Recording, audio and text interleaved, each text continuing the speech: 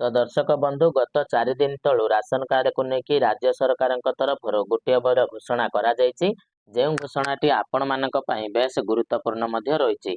तबे चलतु आज भिडियो आम जाना जे राशन कार्ड रे सरकार वर्तमान कौन घोषणा करिसेंती एवं से घोषणा अनुसार आपण मानक राशन कार्ड रे कौन सब लाभ मिलवा जाउची।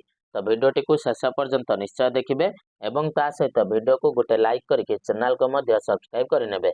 आज्ञा वर्तमान आपण माने स्क्रीन रे मध्य देखि पारुथिबे जे राशन कार्ड तालिकारु बाद पड़िथिबा लोक माननकु मिली पारे आश्वस्ति शनिवार रु आवेदन आरंभ।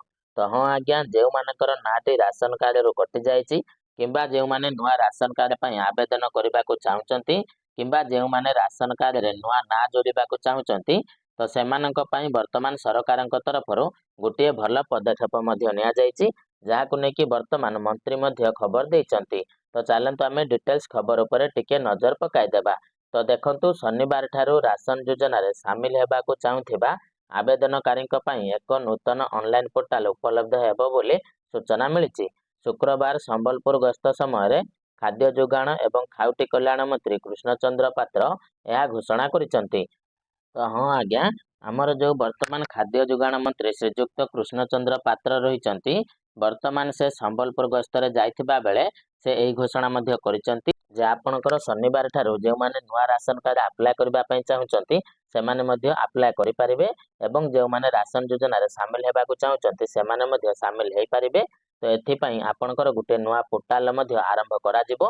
तो देखंतु मंत्री पात्र सूचना दैचंती जे पोर्टाल मार्च 1 रो कार्यक्षम हेबो जहा द्वारा योग्य बासिंदा माने राशन कार्ड पई आवेदन करि परिबे। तो जेमिति मु कहिली मार्च 1 अर्थात गत 2 दिन तळू आपण मानकर राशन कार्ड रो नुआ पोर्टाल आसी जाइछि एवं जेउ माने योग्य से माने मध्य एही राशन कार्ड पई अप्लाई करि परिबे एही पोर्टाल माध्यम रे। आपण माने बारंबार मध्य हमको पूर्वर कमेंट करुथिले जे भाई आमे नुआ राशन कार्ड अप्लाई करबा को चाहूचो केमिति कोन अप्लाई करिवो एवं राशन कार्ड रे ना जोड़िबा को चाहूचो केमिति कोन ना जोड़िबो। देखंतु आपनका प्रश्न रो उत्तर मध्य आसीगला बा सरकारक तरफरु आपनका पई ए पदक्षेपटी मध्य निया गला।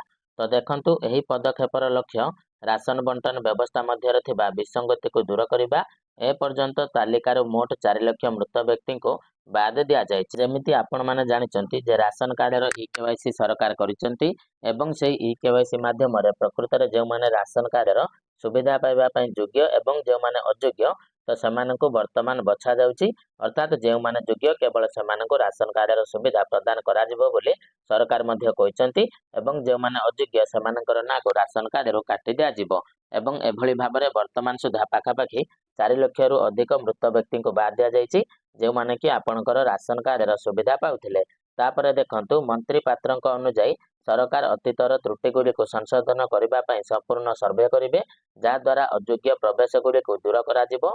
एहा द्वारा राशन बंटन व्यवस्थार अखंडता को परिष्कार करा जिवो। तो वर्तमान मंत्री को कहिबा अनुसार जे जेमिति केही भी अयोग्य व्यक्ति राशन कार्ड रो सुविधा पाइबे नहीं से नेकी आपणकर सर्वे मध्य करा जिवो एवं आपणकर प्रकृत योग्य व्यक्ति को समस्त प्रकार राशन कार्ड सुविधा प्रदान करा जिवो। तापरे देखंतु 24 वर्ष धरी शासन करुथिबा पूर्व सरकारक कार्यकाल रे राशन कार्ड तालिका रे अयोग्य प्रवेश गुडी को जोड़ा जायथिला वर्तमान एहाको संशोधन करा जाउची। ई केवाईसी जांच माध्यम रे तालिका रे मोट 4 लाख व्यक्ति को बाद दिया जायछि खाद्य जोगाण एवं खाउटी कल्याण मंत्री कृष्णचंद्र पात्र कहिसंती। जेमिति कि आपण मानको ऑलरेडी मध्य आमे बहुत सारा वीडियो रे कहिचु जे राशन कार्ड रो ई केवाईसी करा जाउची एवं एथि पई सरकार किछि योग्य मानदंड रखिचंती आउ किछि अयोग्य मानदंड रखिचंती जेउ अनुसार जे माने योग्य मानदंड टिको पूरण करुथिबे से माने राशन कार्ड रो सुविधा पाइबे आ जे माने अयोग्य मानदंड को पूरण करुथिबे से मानकर राशन कार्ड टी मध्य कटि जिवो। तो एभली मध्य किछि नियम वर्तमान सरकार रखिचंती ता सहित वर्तमान देखंतु आपण मानकर राशन कार्ड अप्लाई करबा पई नुआ पोर्टाल मध्य शुभारंभ करा जायछि। तो निश्चित भाबरे जेतेबेले आपणकर से पोर्टाल टे आसीबो सेतेबेले आमे आपणको गोटे वीडियो माध्यम रे कहिबो जे आपण माने आपणको मोबाइल फोन रे केमिति नुआ राशन कार्ड पई अप्लाई करि परिबे एवं राशन योजना रे शामिल मध्य हेई परिबे। तबे दर्शक बंधु एटा थिला गोटे छोटो इन्फॉर्मेटिव वीडियो जहा कि आपणको पई बेस हेल्पफुल मध्य रहइबो एवं बेस गुरुत्वपूर्ण मध्य रहइबो। तो वीडियोटी को निश्चित भाबरे लाइक करिवे एवं चैनल रे नुआ आइतले चैनल टी को सब्सक्राइब करि नेबे ता सहित वीडियोटी को आपणको सांग साथी मानक पाखक शेयर करि देबे जा द्वारा से माने मध्य एही नुआ अपडेट विषय रे जानि परिबे। तो चलंतु आजिर वीडियो रे एतिकी पुणी देखाबा आ गुटे नुआ वीडियो रे सेते पर्यंत विदाय दियंतु। जय जगन्नाथ।